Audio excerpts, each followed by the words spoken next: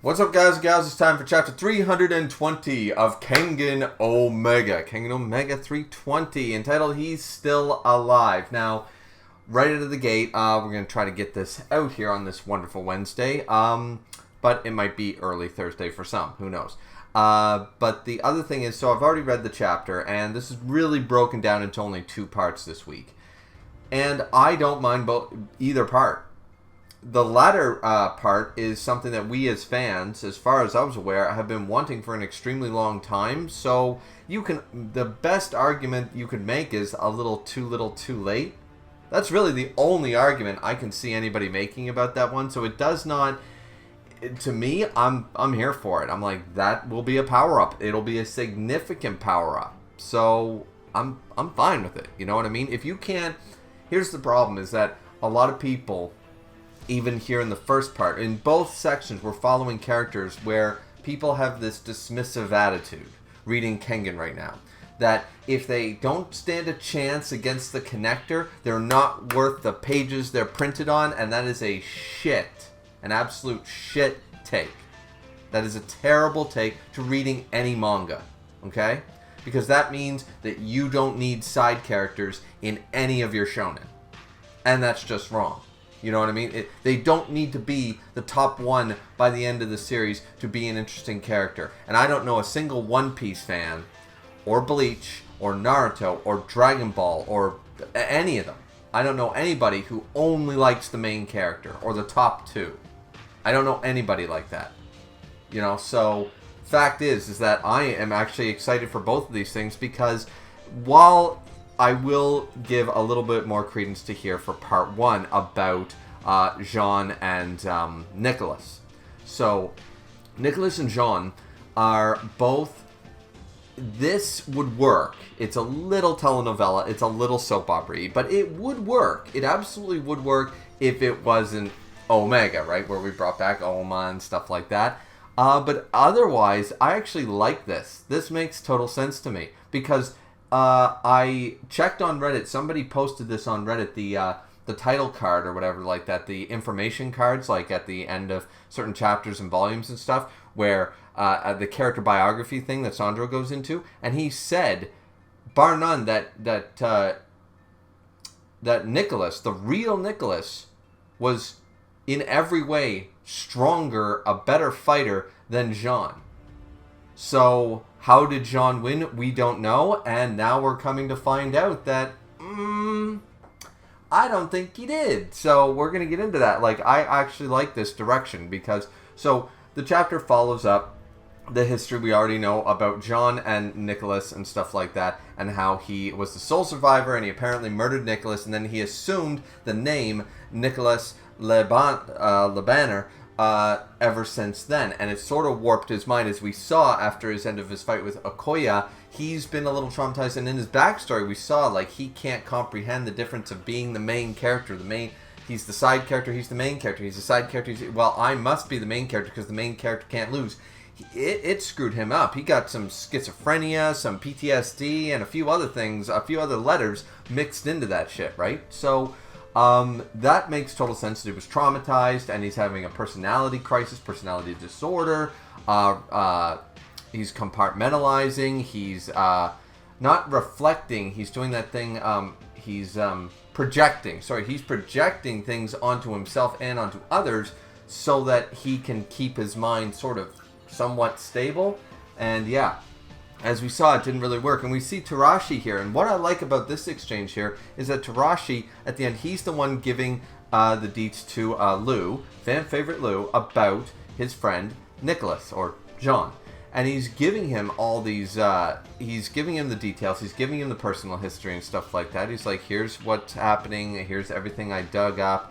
I was, hired as a hitman to take care of him, but then I informed the French government, who was confirmed to be the client, that the French government, it's not even Nicholas, so there's nothing wrong here. But then they looked up the fact that all the dismembered bodies of that battle scene, they managed to recover like everything. They can't even find as much as a toenail, let alone any body part of the original Nicholas. So the fact that they couldn't find anything means that the potentiality of him still being alive is very, very high. There's even a picture of Jan, G, and Nicholas all together supposedly taken post the switcheroo between Jean and Nicholas. So I'm like, okay, so he survived and stuff like that. Tarashi's explanation here, as I said, if it wasn't Kengan Omega, most people would accept this. Just calling a spade here. But the fact is that what I'm telling you is that Jean's memory was probably muddled by the trauma, and so he assumed he killed Nicholas, and he believes it. He believes it in the same way that mental patients believe their delusions. He's a delusionist. He's completely warped and traumatized, so he believes no different than people with severe PTSD and stuff like that. There's a reason we have mental institutions, right? Because people believe their dreams are their reality, or they've reflected, or they swear they see their, angels, spirits, whatever like that, right? Ghosts, goblins, werewolves. So, fact of the matter is that this is totally fine. It broke his mind. He went nuts. They probably did fight. Nicholas probably realized this was a great opportunity to disappeared, and Jean couldn't comprehend not dying but winning, so he ended up, as I said, it's traumatizing, as I keep bringing up, and he believed the version that he created in his mind. That made the most sense to him.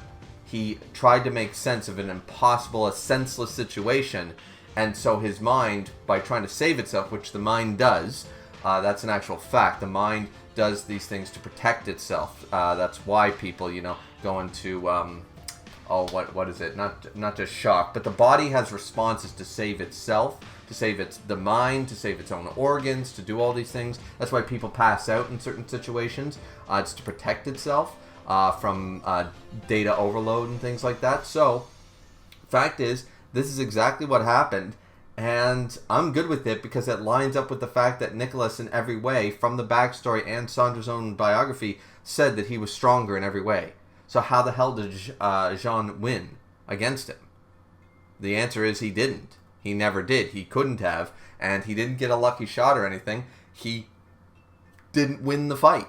He lost the fight, and whatever happened in the, mixeroo, Nicholas took advantage of it to be like, oh, well, this is my easy escape, and he ducked out. He got out of Dodge, and obviously did a very fantastic job of it, being a trained, spy, espionage, sort of tactical person. It makes total sense to me. So not only do I like that Tarashi is the one giving this information, because it makes sense. He already has the background of getting all the dirt on Nicholas during the KVP tournament and stuff like that. And so it would only make sense that he would be the one to easily get hold, or not easily, but be the one to get hold of this information and give it to Lou and stuff like that, right? So he says that him being a part of this fight or anything like that, I'm guessing he's repairing his altered memories on a subconscious level. His mind has slowly, because we saw, his mind shattered twice so far, and now he's woken up to a third awakening. His mind has been fragmented and trying to piece back together with super glue so many times. It's bubblegum and paper clips holding his brain together. His mind is not a healthy place to be. So I buy all that. He's gone through 2 traumas so far, and, this being sort of the semi-mini one, the third one. And this is where Tarashi says, yep, no, I'm going to leave the country for a while. This is way too much heat for me and stuff. And he says, so long, sucker. And at first I'm thinking, okay, what bullshit are they trying to lead us in that's not going to go anywhere or whatever? But no, he meant to tell him that. And he could hear it. He's like, you're just as much of a sucker as I am, goodbye, Tarashi. Because Tarashi gives him the information, says, I got to get out of here. This is even too much heat for me and stuff like that. Tarashi says he's not going to join in the Battle Royale. He's not going to join in the match. And why would he? He says, you think I'll make a difference?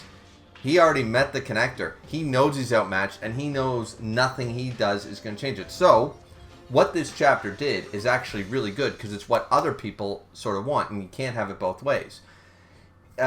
Is that we do have fighters who are mid-tier to higher tiers who are saying, absolutely not. Tarashi's like, there is only downsides for me, and I don't need to prove my strength. I'm not a musclehead. I'm not a friggin' I need to be the best there ever was, Ash Ketchum style. So he's like, No, I'm out. I know I'm outclassed, and I know I will not. There's no training that's going to make up the difference right now. So I'm getting the hell. I'm saving my own hide.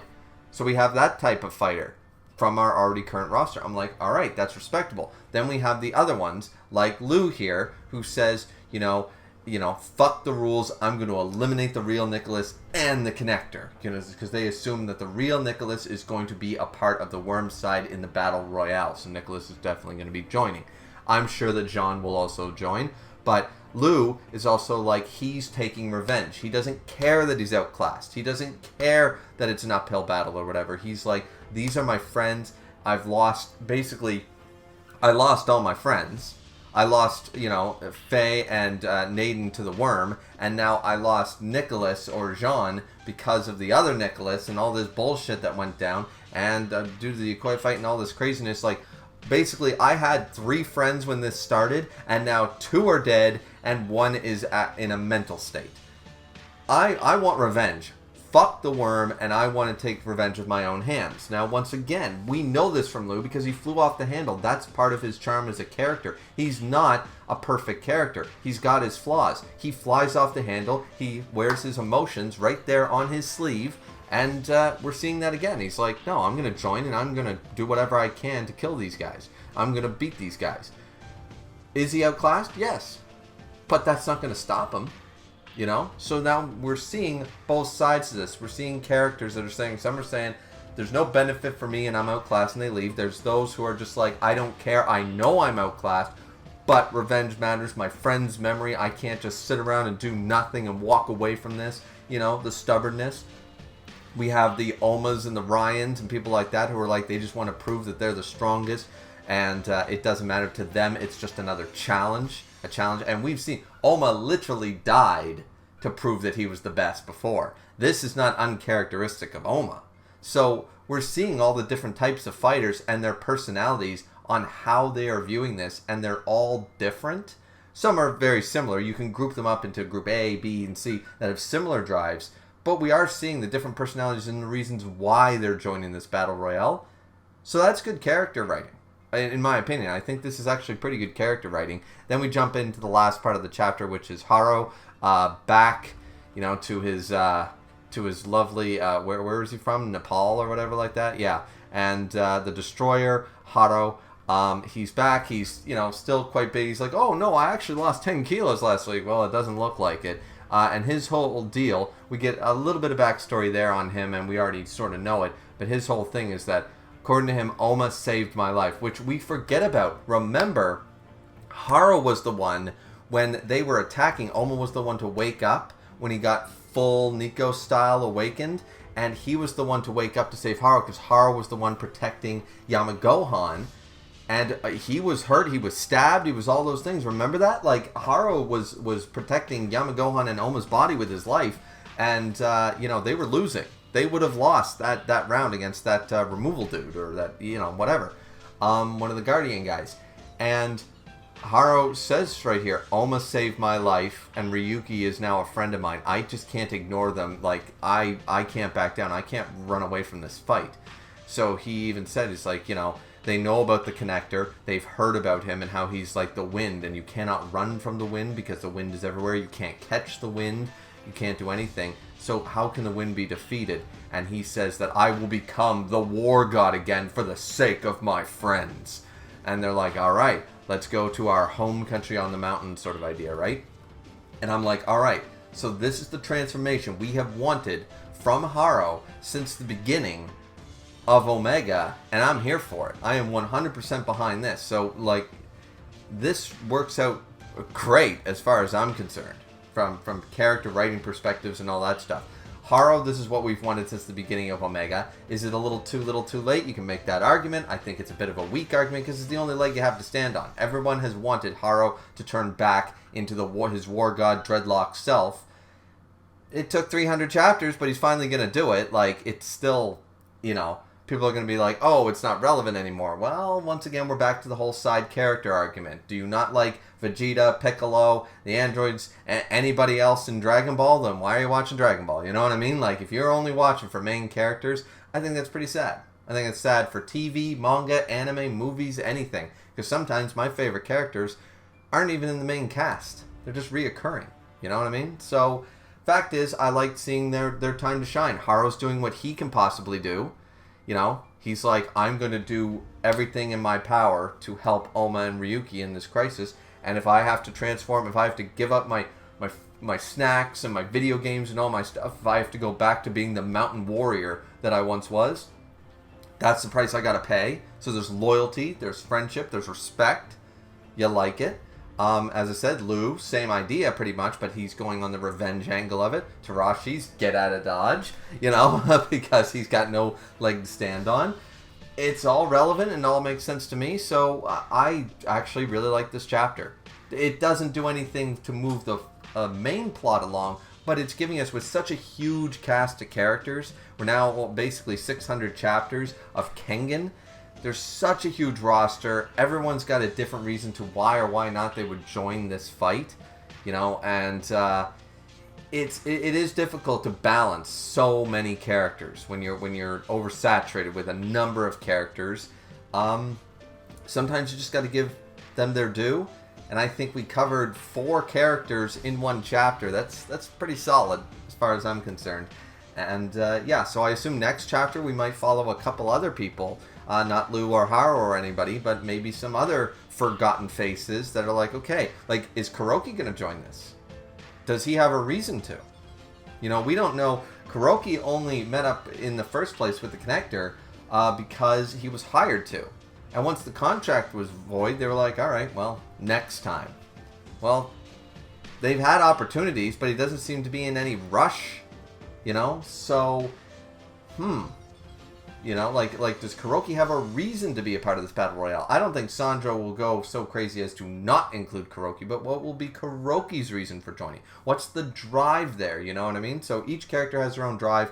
I'm just glad to see it sort of panning out here with different characters who aren't part of our main cast, you know? It's nice to focus on the side characters once in a while because they are still there, and otherwise they stay stagnant, you know? So anyways, I think Chapter 320 is fine. I don't mind the Nicholas is really alive thing because it makes actual sense. It was foreshadowed, really. I mean, you can argue that it's bad foreshadowing, but it was still foreshadowing, that it didn't make any sense for a multitude of reasons. The fact that Lou doesn't want him to fight, the fact that Tarashi is not going to fight, the fact that Harou feels obligated to fight. All this makes sense. It's good character writing as far as I'm concerned. And, yeah, 320. Not a bad chapter. But what do you guys think? Let me know down in the comment section down below. As always, don't forget to like, comment, and subscribe. And we'll see all you people back here for 321. I'm looking forward to it, and I hope you guys are too. See you back here next time. Later, everybody.